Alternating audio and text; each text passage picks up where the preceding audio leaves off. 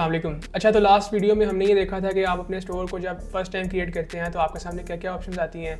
तो उसी हिसाब से हमने जो है पहले अपनी एक प्रोडक्ट को क्रिएट किया था कि किस तरह से हम एक प्रोडक्ट को शॉपिफाई के बैक एंड के अंदर ऐड करते हैं इफेक्टिवली और किस तरह से इसको एसईओ के लिए ऑप्टिमाइज भी करते हैं। So today we are gonna start customising our online store, क्योंकि जो दिखता है वो बिकता है। तो we will start by choosing a theme.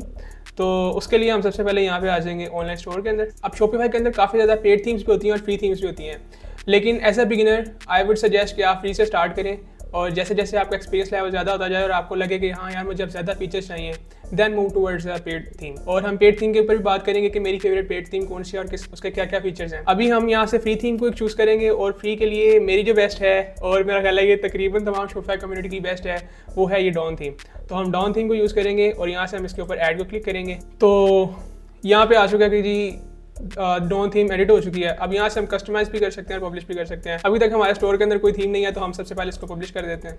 हाँ जी, तो ये देख सकते हैं कि जी यहाँ पे हमारी ये थीम पब्लिश हो चुकी है। अब हम इस थीम को कस्टमाइज करेंगे अपने हिसाब से। जब भी आपने कस्टमाइज करना हो आपने यहाँ से ऑनलाइन स्टोर के अंदर आना है और यहाँ से आपने इसके अंदर कस्टमाइज के ऊपर क्लिक कर देना है। तो सबसे पहले इस पैनल को समझ लेते हैं कि पैनल के अंदर चीज़ें क्या क्या हैं। तो सबसे पहले पैनल के अंदर आते हैं। तो यहाँ पे सबसे पहले जो ऑप्शन है ये है जी डिफ़ॉल्ट की, कि कौन सी थीम आप एडिट करना चाहते हैं। फॉर एग्जांपल मैं चाहता हूँ कि मेरे अगर कोई पाकिस्तानी विजिटर आए, पाकिस्तानी आईपी एड्रेस से कोई कस्टमर आए तो वो यहाँ से उसको पाकिस्तानी थीम शो हो। इंटरनेशनल में अगर कोई इंटरनेशनल कस्टमर आता है तो उसको ये वाली शो हो, और अगर कोई B2B के लिए आता है तो उसको ये वाली शो हो। ब्ला ब्ला ब्ला, हम इसकी तरफ नहीं जाते, हम फिलहाल सिर्फ डिफ़ॉल्ट के ऊपर ही रहेंगे। अच्छा, उसके बाद में यहाँ पे ऑप्शन आती है होम पेज की। अब शॉपिफाई के अंदर डिफरेंट पेजेस होते हैं। मजीद डिटेल में आगे इस पर बात भी हो जाएगी ताकि आपको वो ज़्यादा समझ आ जाए। बेसिकली हमारी वेबसाइट के डिफरेंट पेजेस होते हैं। उसमें होम पेज होता है, उसमें प्रोडक्ट पेज होता है, उसमें कलेक्शन पेज होता है, उसमें ब्लॉग पेज होता है और उसमें पता नहीं कौन कौन से पेजेस होते हैं। टेंशन नहीं लेनी, सब कुछ आ जाएगा होले होले। सबसे पहले हम ये देखते हैं कि जब हमने ये थीम को इंस्टॉल कर लिया तो उसके बाद में हमारी वेबसाइट कैसी लग रही है। तो उसके लिए आप यहाँ पे आके क्लिक करेंगे और यहाँ से आप व्यू के ऊपर क्लिक करेंगे तो ये आपकी वेबसाइट ओपन हो जाएगी। तो ये हमारा बहुत खूबसूरत स्टोर नहीं है मतलब हो जाएगा अभी, लेकिन ये हमारा स्टोर है जो हमने अभी सिर्फ थीम पब्लिश किया और ये चीज़ें आ रही हैं। उसके बाद में ये डिफरेंट चीज़ें होती हैं, लाइक डेस्कटॉप के ऊपर हमारी जो वेबसाइट कैसी लग रही है। तो यहाँ से आप क्लिक करके इसको डिफरेंट जो है ना अपनी वेबसाइट की रिस्पॉन्सिवनेस को चेक कर सकते हैं कि हमारी वेबसाइट जो है वो डिफरेंट डिवाइसेस के ऊपर कैसे की नज़र आ रही है। तो सबसे पहले डेस्कटॉप की ऑप्शन होती है, ये डिफ़ॉल्ट में भी डेस्कटॉप के ऊपर ही ओपन है। उसके बाद में मोबाइल की ऑप्शन है, तो यहाँ पे क्लिक करेंगे तो हमारी वेबसाइट मोबाइल के ऊपर कुछ इस तरह से शो हो रही है। उसके बाद में डेस्कटॉप के ऊपर ये पूरा व्यू नहीं आता, तो अगर आप इसको फुल स्क्रीन के ऊपर करेंगे ना तो फिर ये पूरा शो करेगा कि डेस्कटॉप के ऊपर फुल स्क्रीन के अंदर कैसे की थीम आपकी लग रही है। इसके बाद में हम इसके ऊपर वापस आते हैं। एक ये बटन होता है इंस्पेक्टर का बटन। अगर आप इसके ऊपर क्लिक करेंगे ना तो अब आप अगर इस चीज़ के ऊपर किसी भी चीज़ के ऊपर होवर करेंगे या क्लिक करेंगे ना तो इस पर कुछ भी नहीं होगा। लेकिन अगर आप इसके ऊपर क्लिक करते हैं ना तो आप इसको इस तरह से लाइव व्यू के अंदर एडिट कर सकते हैं। फॉर एग्जाम्पल यहाँ पे आप प्लस करेंगे, यहाँ पे सेक्शन ऐड कर सकते हैं, ठीक है। यहाँ से आप इसको ऐड सेक्शन कर सकते हैं कोई, मतलब इस तरह से। ये इस चीज़ को कहते हैं इंस्पेक्टर। हम इस टाइम इंस्पेक्टर को यूज़ नहीं करने वाले, हम ज़रा ट्रेडिशनल वे पे जाएंगे कि किस तरह से हम अपने ज़माने में किस तरह से थीम्स को एडिट किया करते थे। मजाक कर रहा हूँ, मॉडर्न वे से ही एडिट करेंगे। अच्छा, इसके बाद में इस जगह पे आ जाते हैं, ठीक है। ये सेक्शंस आ गए। उसके बाद में थीम की सेटिंग्स कुछ होती हैं और उसके बाद में ऐप इम्बेड्स होते हैं कि आप किसी ऐप को अगर इंटीग्रेट करते हैं तो उसकी सेटिंग्स यहाँ से आप उसको इनेबल या डिसेबल कर सकते हैं। आज की इस वीडियो के अंदर होम पेज को एडिट करने वाले हैं। अब यहाँ पे एक जो वेबसाइट होती है ना उसके 3 पार्ट्स होते हैं। एक हेडर होता है जो टॉप का जो पार्ट होता है ना जिसके अंदर नेविगेशन वगैरह आ जाती है, उसे हम हेडर कहते हैं। उसके बाद में वेबसाइट की बॉडी होती है, यहाँ से हम देख लेते हैं। अब ये जो वेबसाइट है ना, ये वाला जो पार्ट है ना, ये इस वेबसाइट का हेडर है, ठीक है। उसके बाद में यहाँ से जो नीचे वाला सारा पार्ट है ना, ये वाला, ये सारी वेबसाइट की बॉडी है। और इसके नीचे ये वाला जो पार्ट है ना, ये वाला, यहाँ पे भी फुटर है नहीं लेकिन वो हम ऐड कर लेंगे। तो फुटर, इसका जो नीचे वाला पार्ट होता है ना उसे फुटर कहते हैं, जहाँ पे वहाँ पे भी नेविगेशन के लिंक्स वगैरह होते हैं। ये डिफरेंट पार्ट्स हैं। अब देखें यहाँ पे शॉपिफाई ने इसको 3 पार्ट्स में डिवाइड किया हुआ है। ये हेडर है, उसके बाद में ये टेम्पलेट है और उसके बाद में ये फुटर है। तो हेडर के अंदर ये एक अनाउंसमेंट बार आ जाता है। आपने देखा होगा कि बहुत ज़्यादा वेबसाइट जो होती है ना, फॉर एग्जांपल यहाँ पे हम एक वेबसाइट को ओपन कर लेते हैं। ये एक वेबसाइट है, ठीक है। अब इस वेबसाइट के अंदर ये देखें, ये सबसे ऊपर जो है ना ये एक अनाउंसमेंट बार है। अनाउंसमेंट बार का मतलब होता है इसमें आप कोई भी कस्टमर को अपनी ऑफर शो कर सकते हैं, कोई भी चीज़ आप अनाउंस करना चाहते हैं, कुछ भी आप यहाँ पे ऐड कर सकते हैं। ये अनाउंसमेंट बार होता है। उसके बाद में ये नेविगेशन बार होता है, यहाँ पे आप डिफरेंट पेजेस के लिंक्स यहाँ पे ऐड कर सकते हैं।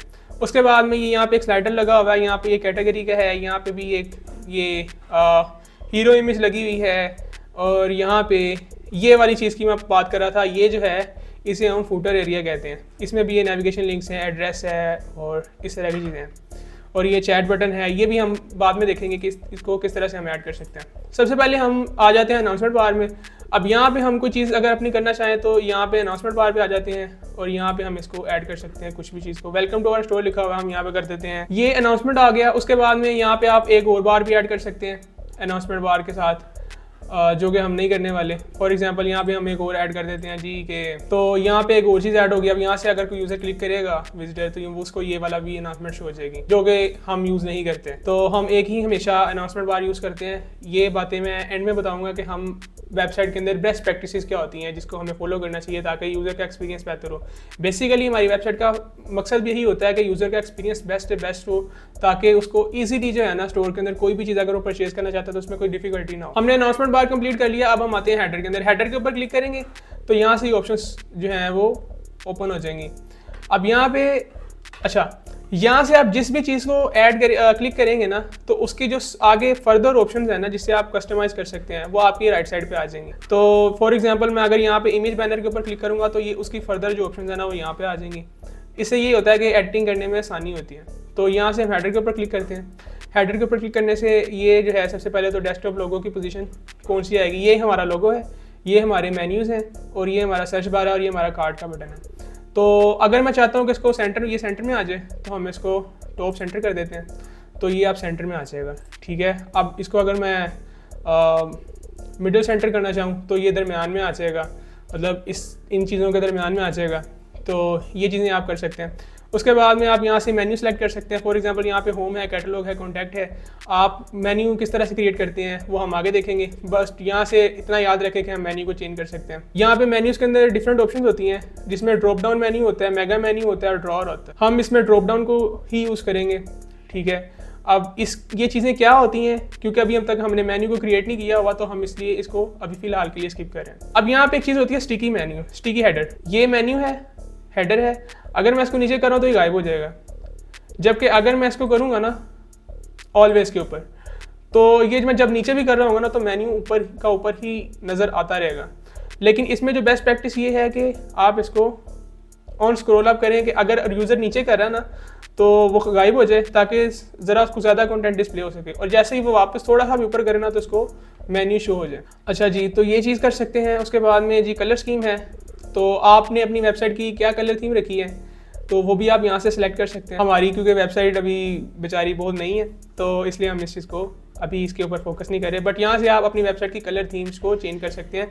और हमेशा ये बात याद रखें कि आपने अपनी वेबसाइट के अंदर मैक्सिमम 3 कलर्स को यूज़ करना है। मैक्सिमम बेस्ट प्रैक्टिस ये है कि आप उसमें जो है 2 कलर्स को यूज़ करें। और अगर मैंने कलर्स को एडिट करना है तो यहाँ से मैं एडिट के ऊपर क्लिक करूँगा और यहाँ से मैं डिफरेंट चीज़ों को कर सकता हूँ। अब बैकग्राउंड को एडिट करने का मतलब ये है कि ये जो वेबसाइट की जो बैक साइड पे कलर है ना, जो वाइट है, इसको मैं कर सकता हूँ।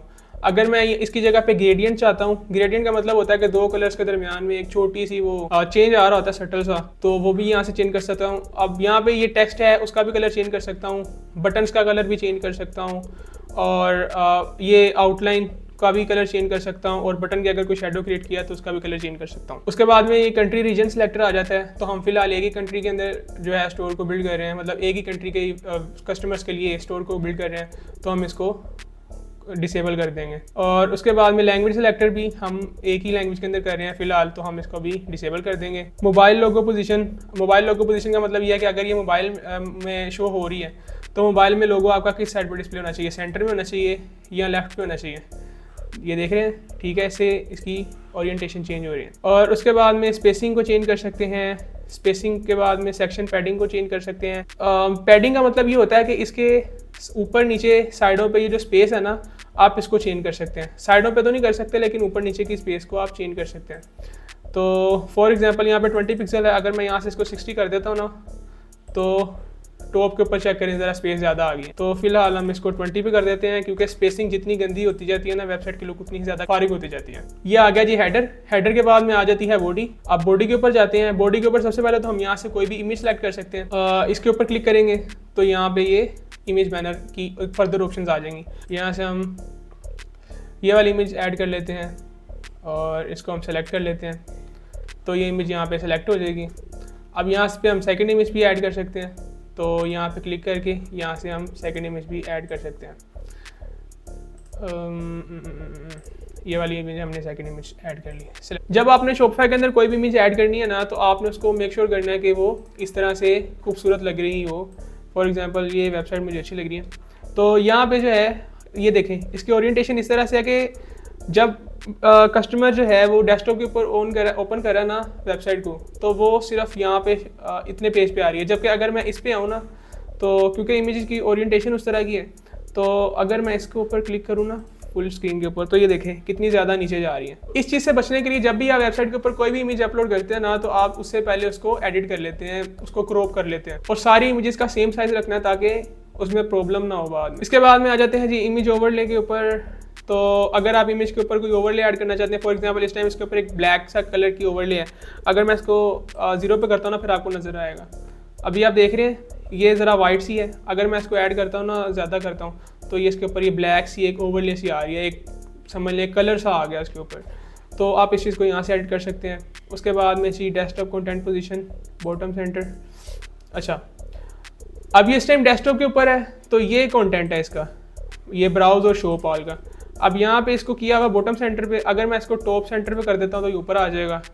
अगर मैं इसको मिडल सेंटर में करता हूँ तो ये मिडल में आ जाएगा। अब आपने देखना ही होता है कि आपकी जो इमेज लगी है डेस्कटॉप के ऊपर, उसके अंदर जो आप चीज़ दिखाना चाह रहे हैं वो किस जगह पे है, उसकी पोजीशन कहाँ पे। अगर फॉर एग्जांपल वो चीज़ यहाँ पे राइट पे है, फॉर एग्जांपल इसकी थोड़ी सी पहले तो ओपेसिटी कम करते हैं।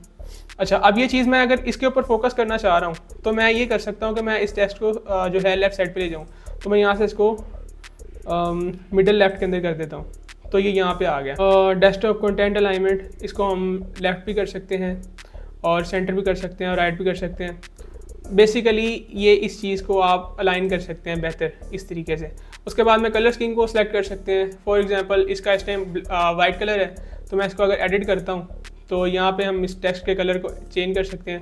अभी ये इसके ऊपर इतना ज़्यादा विजिबल नहीं हो रहा, तो मैं इसको इस तरह से चेंज कर सकता हूँ, ठीक है। और उसके बाद में वैसे वाइट में ज़्यादा अच्छा लग रहा था, तो इसको वाइट ही कर देते हैं। जब भी आप किसी भी चीज़ को कर रहे हैं ना यहाँ पे, तो एक ये इसका आगे है, इसे हम कहते हैं सेक्शन, ठीक है। जैसे ये इमेज बैनर लिखा हुआ है ना, इसे हम कहते हैं सेक्शन। और ये जो इसके नीचे आ रहा है ना, इसको हम कहते हैं ब्लॉक, ठीक है। एक सेक्शन होता है और उस सेक्शन के डिफरेंट पार्ट्स होते हैं जिसे हम ब्लॉक कहते हैं। तो ये चीज़ होती है। उसके बाद में उस सेक्शन के डिफरेंट जो ब्लॉक्स होते हैं, फॉर एग्जांपल इसके अंदर एक ये इमेज है, इमेज के ऊपर ये कौन सा ब्लॉक है जी, ये एक टेक्स्ट का ब्लॉक है और इसके ऊपर बटन का ब्लॉक है। अब अगर हम इसको एडिट करना चाहते हैं किसी भी चीज़ को, तो हम क्या करेंगे, उसके ऊपर क्लिक करेंगे। जैसे हमने इसके ऊपर क्लिक किया, अब यहाँ से हम इसको कुछ भी ऐड कर सकते हैं जी, 20% ऑफ, ठीक है। और बटन का भी हम जो टेक्स्ट को है चेंज कर सकते हैं। अब फॉर एग्जांपल बटन के ऊपर मैं लिख देता हूँ थिंग लाइक दैट। और उसके बाद में बटन के ऊपर अगर कोई यूज़र क्लिक करे तो वो कहाँ पे जाए। फॉर एग्जांपल इस टाइम ये ऑल प्रोडक्ट्स के ऊपर है, आप यहाँ से किसी भी चीज़ को सिलेक्ट कर सकते हैं। फॉर एग्जांपल यहाँ पे मैं कलेक्शन कोई भी कर सकता हूँ, या मैं कोई भी प्रोडक्ट को ऐड कर सकता हूँ कि प्रोडक्ट का लिंक दे सकता हूँ, यहाँ पे पेज का भी लिंक दे सकता हूँ, ठीक है।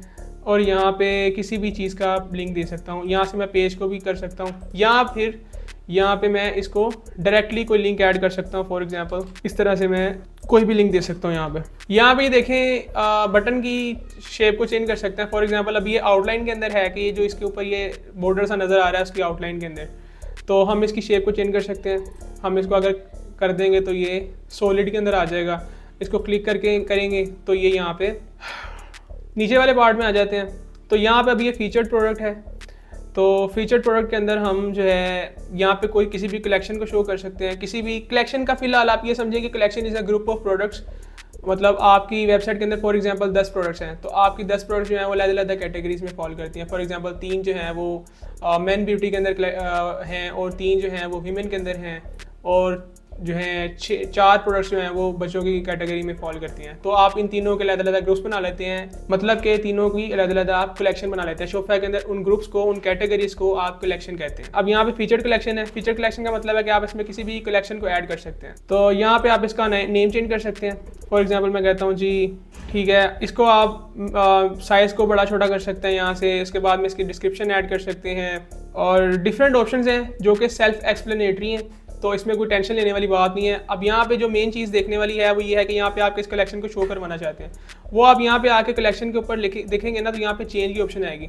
अब यहाँ पे आप इसको चेंज कर सकते हैं, किसी भी कलेक्शन को ऐड कर सकते हैं। अभी यहाँ पे कोई कलेक्शन हमने ऐड नहीं की हुई, तो इसलिए यहाँ पे कोई चीज़ शो नहीं कर रहा। अब यहाँ पे एक ये भी चीज़ है कि आप कितनी प्रोडक्ट्स को शो करवाना चाहते हैं और कितने नंबर ऑफ कॉलम्स को डेस्कटॉप के ऊपर शो करवाना चाहते हैं। अब यहाँ पे आप ऐड सेक्शन के ऊपर क्लिक करेंगे ना, तो यहाँ पे आपके डिफरेंट सेक्शंस आ जाएंगे। अब यहाँ पे एक जिसके ऊपर भी आप होवर करेंगे ना, तो वहाँ पे ये साथ में आपको एग्जांपल यहाँ पे नज़र आ जाएगी कि ये किस तरह की चीज़ आप ऐड करना चाह रहे हैं। फीचर कलेक्शन के अंदर आ जाएंगे तो वो चीज़ हमने पहले देख लिया। फीचर प्रोडक्ट के अंदर आ जाएंगे तो यहाँ पे एक प्रोडक्ट आपको शो करेगा। आप कोई भी ऐसी प्रोडक्ट है जो आप चाह रहे हैं कि यार ये मेरी ज़रा जिसको मैं ज़्यादा प्रमोट करना चाह रहा हूँ वेबसाइट पे, तो आप उसको यहाँ पे क्लिक करेंगे तो ये फीचर प्रोडक्ट आ जाएगी। यहाँ पे आप इसको मिसाल के तौर पर आप ये वाली जो प्रोडक्ट है ना, इसको आप वेबसाइट के ऊपर ज़्यादा मार्केट करना चाह रहे हैं ताकि ज़्यादा से ज़्यादा लोग इसको देखें, तो आप इसकी यहाँ पे आएंगे, फीचर प्रोडक्ट के ऊपर क्लिक करेंगे और यहाँ से इसकी ऑप्शंस आ जाएंगी। अब यहाँ से सिलेक्ट प्रोडक्ट करेंगे तो यहाँ पे मैं इसको क्लिक कर लेता हूँ मिसाल के तौर पर। अब ये वाली प्रोडक्ट यहाँ पे आ गई है, ठीक है। अब यहाँ से कोई भी यूज़र आएगा ना, तो वह डायरेक्टली यहीं से ही जो है ना इसको क्लिक करके बाय नाउ पे क्लिक करेगा और वो उसकी प्रोडक्ट उसको मिल जाएगी, मतलब उसके कार्ट के अंदर ऐड हो जाएगी। तो ये चीज़ है। उसके बाद में आ गया नेक्स्ट पे, यहाँ पे ऐड सेक्शन के अंदर और भी ऑप्शंस देख लेते हैं, ठीक है। तो कलेक्शन लिस्ट आ जाती है। अगर आपकी वेबसाइट के ऊपर 3 कलेक्शन है और आप उन तीनों को वहाँ पे शो करना चाहते हैं तो आप इसके ऊपर क्लिक कर सकते हैं। उसके बाद में रिच टेक्स्ट होता है, इसको आप क्लिक कर लेते हैं, इसको चेक कर लेते हैं, रिच टेक्स्ट को आप चेक कर लेते हैं। तो यहाँ से आप टॉक अबाउट योर ब्रांड, अब इसकी यहाँ पे आपको बेइंतहा चीज़ें मिल जाएंगी, ठीक है, जिनको आप डिफरेंट तरीके से यूटिलाइज कर सकते हैं। अब इसके अंदर इतनी ज़्यादा चीज़ें हैं कि मैं एक एक चीज़ को अगर आपको दिखाना शुरू करूँगा ना, तो ये आपका पूरा दिन गुजर जाएगा। तो इसके लिए बेस्ट ऑप्शन ये है कि आप यहाँ पे गूगल पे आएँ। इसके लिए बेस्ट ऑप्शन ये है कि आप यहाँ पे गूगल पे आएँ और यहाँ पे लिखें websites created by Dawn theme Shopify. तो यहाँ पे आप इस वेबसाइट के ऊपर क्लिक करेंगे ना, तो यहाँ पे आपको डिफरेंट जो है ना इंस्पिरेशंस मिल जाएंगी। इसके ऊपर क्लिक करें तो ये आपकी वेबसाइट आ गई है। ये पूरी की पूरी जो वेबसाइट है ना, ये डॉन थीम से बनी हुई है, ठीक है। मतलब आप इस तरह की वेबसाइट ईजीली डॉन थीम के साथ क्रिएट कर सकते हैं, ठीक है। ये चीज़ें आप कर सकते हैं। ये सारे पार्ट्स जो हैं ये मैंने आपको बता दिए। अब यहाँ पे ये देखें ये क्या चीज़ चल रही है, ये अनाउंसमेंट बार चल रहा है। ये उसके बाद में क्या है, ये हेडर है, वो मेन्यू है, ठीक है। उसके बाद में ये वही एक इमेज लगी हुई है। ये जो चीज़ है ये वाली है, ठीक है। उसके बाद में ये वाला पार्ट है, ये डिफरेंट कलेक्शन लगी हुई हैं। ये पार्ट आप कैसे क्रिएट करेंगे, यहाँ पे ऐड के ऊपर आए, ऐड सेक्शन के ऊपर, और यहाँ पे कलेक्शन लिस्ट के ऊपर आ जाए, ठीक है।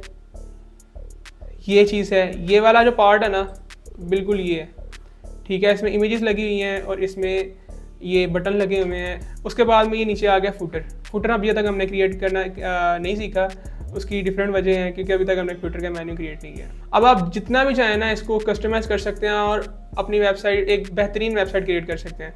यहाँ से आपको डिफरेंट एग्जांपल्स मिल जाएंगी, आप वहाँ से वो देख सकते हैं और उसको शॉपिफाई के अंदर आप उसको क्रिएट कर सकते हैं। So that was it for today's video.